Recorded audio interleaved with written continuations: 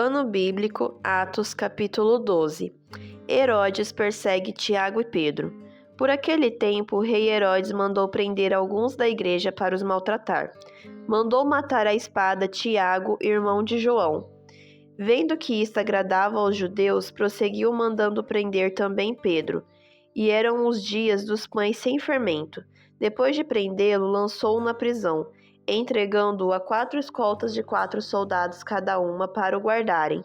A intenção de Herodes era apresentá-lo ao povo depois da Páscoa, e assim Pedro era mantido na prisão, mas havia oração incessante a Deus por parte da igreja a favor dele. Pedro é libertado. Na noite anterior ao dia em que Herodes ia apresentá-lo ao povo, Pedro dormia entre 2 soldados, preso com 2 correntes. Sentinelas junto à porta guardavam a prisão. Eis, porém, que sobreveio um anjo do Senhor e uma luz iluminou a prisão.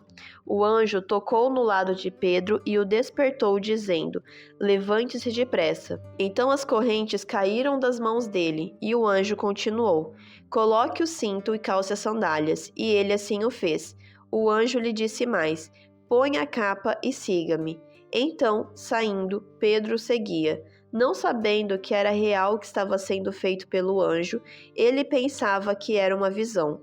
Depois de terem passado a primeira e a segunda sentinela, chegaram ao portão de ferro que dava para a cidade, o qual se abriu automaticamente, e saindo, enveredaram por uma rua e logo adiante o anjo se afastou dele. Então Pedro, caindo em si, disse: Agora sei que, de fato, o Senhor enviou o seu anjo e me livrou da mão de Herodes e de toda a expectativa do povo judeu. Ao se dar conta disso, Pedro resolveu ir à casa de Maria, mãe de João, também chamado Marcos, onde muitas pessoas estavam congregadas e oravam. Quando ele bateu à porta da frente, uma empregada chamada Rode foi ver quem era. Reconhecendo a voz de Pedro, ficou tão alegre que nem o fez entrar, mas voltou correndo para anunciar que Pedro estava à porta. Então os outros disseram: Você ficou louca. Ela, porém, persistia em afirmar que era verdade.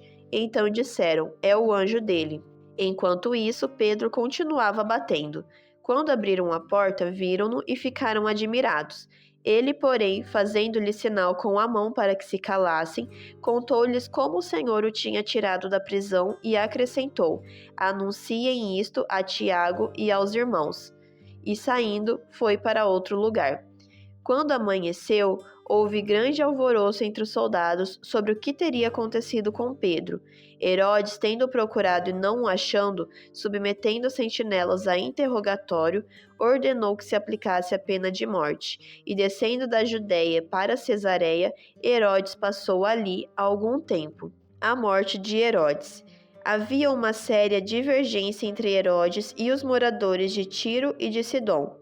Estes, porém, de comum acordo, se apresentaram a ele e, depois de obter o apoio de Blasto, que era assessor do rei, pediram paz, porque a terra deles recebia alimentos dos países do rei. Em dia designado, Herodes, vestido de traje real, assentado no trono, dirigiu-lhes as palavras.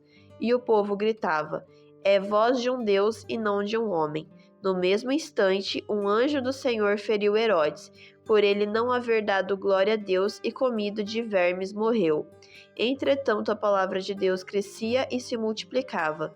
Barnabé e Saulo, cumprida sua missão, voltaram de Jerusalém, trazendo consigo João, também chamado Marcos.